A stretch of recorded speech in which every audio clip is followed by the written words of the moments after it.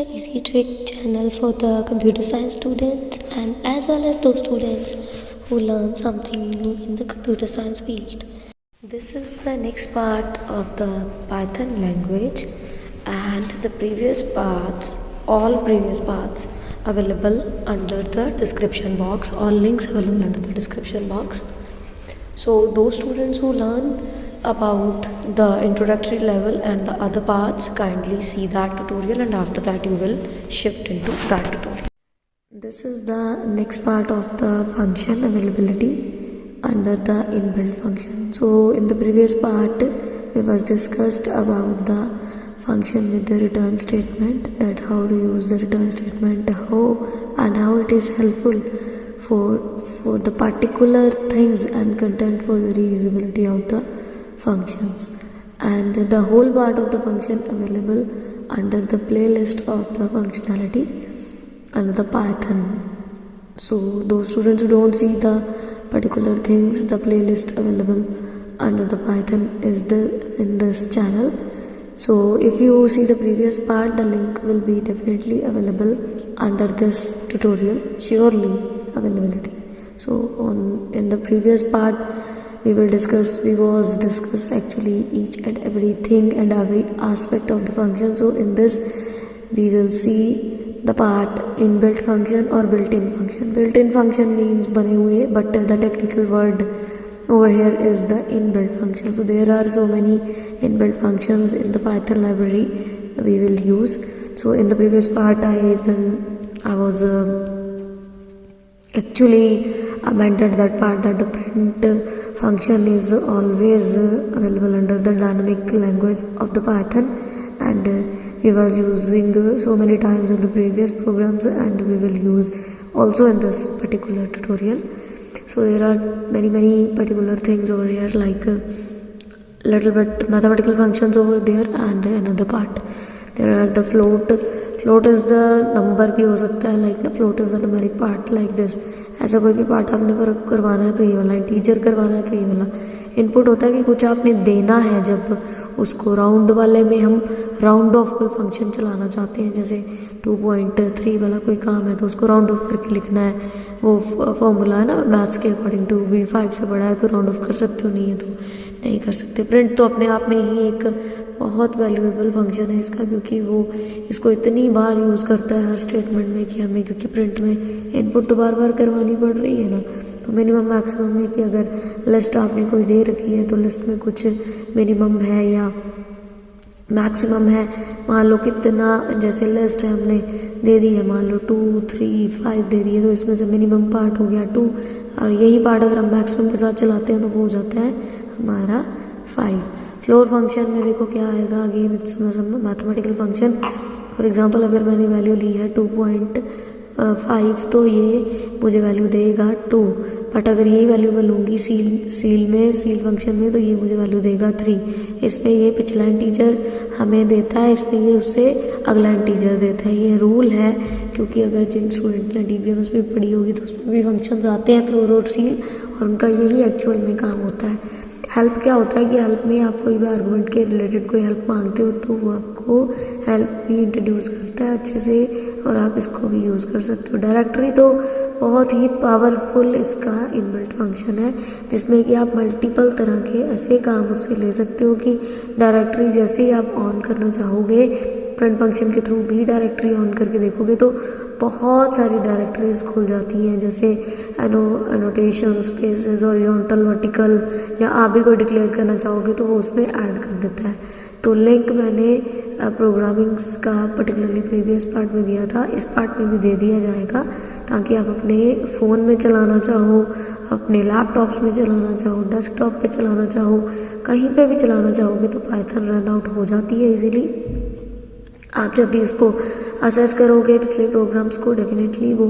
Running part में work करेगी, but इसमें भी हमें ये वर्किंग मिल जाती है। सो अब हम कुछ एग्जांपल्स देख लेते हैं इसी की। एग्जांपल्स में सबसे पहला पार्ट यही है हमारे पास कि हमने जैसे प्रिंट फंक्शन को यूज़ करना है, तो यूजिंग के टाइम पे हमने इसी पार्ट के अंदर ही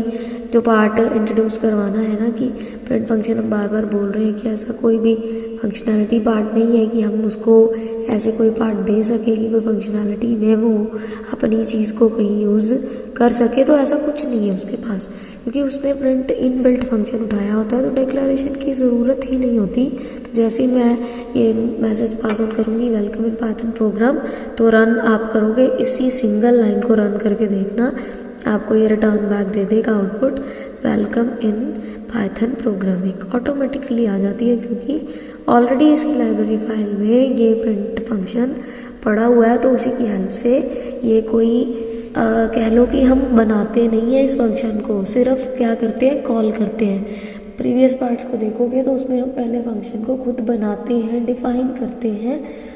फिर आर्गुमेंट अगर पास करने हैं वो भी करते हैं, 1 करना है, मल्टीपल करने हैं, या फिर हमने कोई रिटर्निंग स्टेटमेंट्स के थ्रू फंक्शन कॉलिंग करवानी है, फंक्शंस को डिक्लेयर करना है। पर इसमें देख लो कि कुछ भी डिक्लेरेशन है ही नहीं है, सिंगल वर्ड प्रिंट यूज़ करते ही इनबिल्ट फंक्शन है, लाइब्रेरीज में स्टोर है उसकी, तो ऑटोमेटिकली उसको एक परसेप्शन मिल चुकी होती है बाय डिफ़ॉल्ट ही कि कोई असेस जो लेना है, सिर्फ फंक्शन कॉल होनी है, वो भी ऑटोमेटिकली होनी है, आपने कुछ नहीं करना। सो नेक्स्ट पार्ट हम देखते हैं कि अगर हम डायरेक्टरी को देते हैं, क्योंकि बाकी सिंपल हैं थोड़े थोड़े जो मेजर रोल प्ले कर रहे हैं, उन फंक्शंस को देख लेते हैं। जैसे यहाँ पे डायरेक्टरी है पर्टिकुलरली हमारा फंक्शन, तो प्रिंट डायरेक्टरी करोगे तो आपके सामने बहुत सारी डायरेक्टरीज खुल जाएंगी, ऐसे नोशंस वाली, स्पेस वाली है, इसमें स्पेस वाली भी है, उसमें भी मैक्सिमम बिन वाली भी है, बहुत सारी हैं डायरेक्टरीज हमारी, ठीक है, और ये वाली ऐड ऑन होती है, ठीक है। अगर आप अपना डिक्लेरेशन भी उसमें देना चाहते हो, जैसे कि हम यहाँ पे डिक्लेयर पहले कर देते हैं x = 5 या x = कोई भी variable on the run time आप दे देते हो, आप अभी भी देना चाहते हो दे सकते हो। तो ये क्या करेगा, जैसे ही आप रन करोगे कोड, आपको आगे जाके इसमें x भी ऐड हुआ दिखेगा, y दोगे y ऐड हुआ दिखेगा, x दोगे x ऐड हुआ ऑटोमेटिकली दिखेगा। लिस्ट की बात करते हैं, लिस्ट को हम डिक्लेयर करते हैं ऐसे, जैसे मैंने लिस्ट ली है यहाँ पे 4 नंबर्स के साथ, स्क्वायर ब्रैकेट्स में लेनी है, राउंड में कभी भी नहीं लेनी है, 5, 8, 10 एंड द 12। अब इसी पार्ट में अगर हम मैक्सिमम की बात कर रहे हैं तो ऑटोमेटिकली मैक्सिमम लिस्ट रिटर्न क्या करेगी, हमें मैक्सिमम पार्ट मीन्स 10, और अगर यही प्रिंट की जगह हम प्रिंट फंक्शन तो चला ही रहे हैं, वो तो ऑलरेडी चल रहा है, हम लिख देते हैं मिनिमम ऑफ लिस्ट, तो मिनिमम ऑफ लिस्ट में वो आपको रिटर्न 2 ही करेगी, कुछ और कभी भी नहीं करेगी,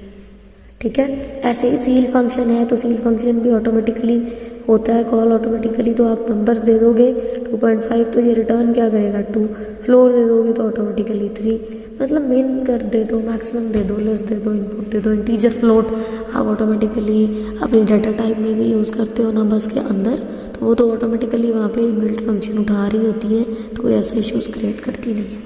अब हम एक पर्टिकुलरली प्रोग्राम देख लेते हैं लिस्ट का प्रॉपर, कि अगर इनबिल्ट फंक्शन के साथ ही हमें कोई ऐसा प्रोग्राम बनाना पड़ जाए, जैसे लिस्ट का एक बहुत मेजर एडवांटेज है पाइथन में कि आप उसको बड़ी बार मल्टीपल आर्गुमेंट के साथ, पैरामीटर्स के साथ भी यूज़ कर सकते हो, तो इसी वजह से लिस्ट की इम्पोर्टेंस भी इतनी है हमारे पास कि हम ये प्रोग्राम लिस्ट के थ्रू ही बनाने लगे हैं। लिस्ट के पार्ट में जब हम इसको देखेंगे तो मैंने यहाँ पे वेरिएबल डिक्लेयर किया मार्क्स डायरेक्टली और लिस्ट दे दी है उसको विद द नंबर्स, ठीक है। पहला ही पार्ट कि अगर किसी ने टोटल लेंथ चेक करनी हो इसकी कि टोटल इस पर्टिकुलर लिस्ट की लेंथ कितनी है, तो लेंथ ऑलरेडी हमारे पास बिल्ट इन फंक्शन अवेलेबल है, तो हम उसको लिस्ट में भी ऐड कर देते हैं कि लेंथ फंक्शन भी हमारे पास अवेलेबल है। बोलने में लेंथ आएगा, लिखने में LEN आता है, लेंथ ये वेरिएबल है, ये फंक्शन है, ठीक है। फंक्शन कॉल किसको कर रहा है, ऑटोमेटिकली कॉल करता है अपनी लाइब्रेरी में से खुद को कि मेरा काम क्या है। इसका काम फर्स्ट है कि टोटल लेंथ बतानी है, बतानी किसकी है, मार्क्स, क्योंकि हमने लिस्ट का नाम रखा हुआ है, तो ये कॉल करेगा ऑटोमेटिकली किसको, कॉलिंग चली जाएगी लिस्ट को। फंक्शंस के अंदर ही है ना ये पार्ट, कॉलिंग तो होनी है, कॉलिंग गई तो टोटल लेंथ बतानी है, तो काउंटिंग होगी 1 2 3 4 5, तो हमारे पास आउटपुट आ जाएगी जो हमने प्रिंटिंग में मैसेज लगा रखा है कि लेंथ इज़ व्हाट, इसमें स्टोर हो गया रिजल्ट फंक्शन कॉलिंग के बाद, और इसमें जाके प्रिंट हो गया कि length is comma 5 means total length हमने 5 ली है। तो कॉलिंग भी देख लिया आपने, असेसिंग पावर भी इसने खुद ही उठा लिया, क्योंकि फंक्शन चाहे डिक्लेयर करता है पर इसमें डिक्लेरेशन की कोई ज़रूरत नहीं है। आगे हमने अब इसको टोटल भी करना है, तो टोटल के लिए डेफिनेटली है कि सम फंक्शन भी अवेलेबल है, जिसको हम ऐड ऑन भी कहते थे कि ऐड भी करना है, तो सम भी अवेलेबल है, सम ऑफ मार्क्स भी, तो ऑटोमेटिकली सम फंक्शन भी हम ऐड कर लेते हैं इसमें साथ साथ में। ये मैथमेटिकल फंक्शन है तो सम भी ऐड हो गया, ठीक है। सम मार्क्स सम हमने दिया है यहाँ पे वेरिएबल डिक्लेरेशन, ये वाला सम है जो फंक्शन कॉलिंग के लिए दिया है, और मार्क्स वही है जो हमने ये लिस्ट ऑलरेडी ऊपर ले रखी है। सो जब लिस्ट जो ले रखी है ना, उसी में से हमने कॉलिंग करनी है। अब कॉलिंग कैसे होगी, अब देखो लेंथ फंक्शन ने अपना काम किया, सम ने अपना काम करना है। ये total marks you got is हमने लगाया है फंक्शन, क्योंकि इनपुट तो लेनी है ना, तो आपको पता ही लग चुका है अब तक पूरी तरह की। प्रिंट ऑटोमेटिकली कॉल हो रहा है फंक्शन, और उसको जो मिलता है फंक्शन कॉलिंग से वो आपको इस वेरिएबल के हेल्प से दे देता है। आर्गूमेंट भी पास हो गया, ये आर्गूमेंट पास ऑन हो रहा है। एक्चुअली में आर्गूमेंट जो हम पास ऑन कर रहे हैं ना, ये फंक्शन के थ्रू ये आर्गूमेंट पास हो रहे हैं मार्क्स वाला, ये आर्गूमेंट पास हो गया, ठीक है ना। कॉलिंग चाहे हो रही है चाहे नहीं हो रही है, हमने कोई एक्सेसिबिलिटी खुद नहीं की है, बट ऑटोमेटिकली भी हो रही है, तो आर्गूमेंट पासिंग आप कह सकते हो इसको, बट वेरिएबल भी कह सकते हो, बट क्योंकि फंक्शन का पार्ट है तो बेटर लगता है कि आप आर्गूमेंट वाला वर्ड यूज़ करोगे तो वो ज़्यादा अप्रोप्रिएट है। सो मार्क्स हमारा यहाँ पे ऑटोमेटिकली पैरामीटर भी डिफाइन हो गया, तो इसने कॉल किया खुद को सामने मार्क्स वाली लिस्ट को। अब जब ये ऑटोमेटिकली ऊपर जाएगी लिस्ट, तो इसका सम निकलेगा यहाँ पे ऑटोमेटिकली हमारे पास, जो इन पांचों को लेके वो सम निकालेगा। तो ऑटोमेटिकली कॉल कर रहा है ना, वो खुद को भी कर रहा है कॉल, तो उसको भी कर रहा है। तो खुद ही देख लीजिए कि जब इसने फंक्शन में कॉलिंग ही खुद कर ली है ना, तो ऑटोमेटिकली उसको जब कॉलिंग का कॉन्सेप्ट मिल चुका है, तो कॉलिंग में कॉन्सेप्ट होता है ऐसा कि चाहे लेंथ निकालनी है, चाहे आपने पर्टिकुलरली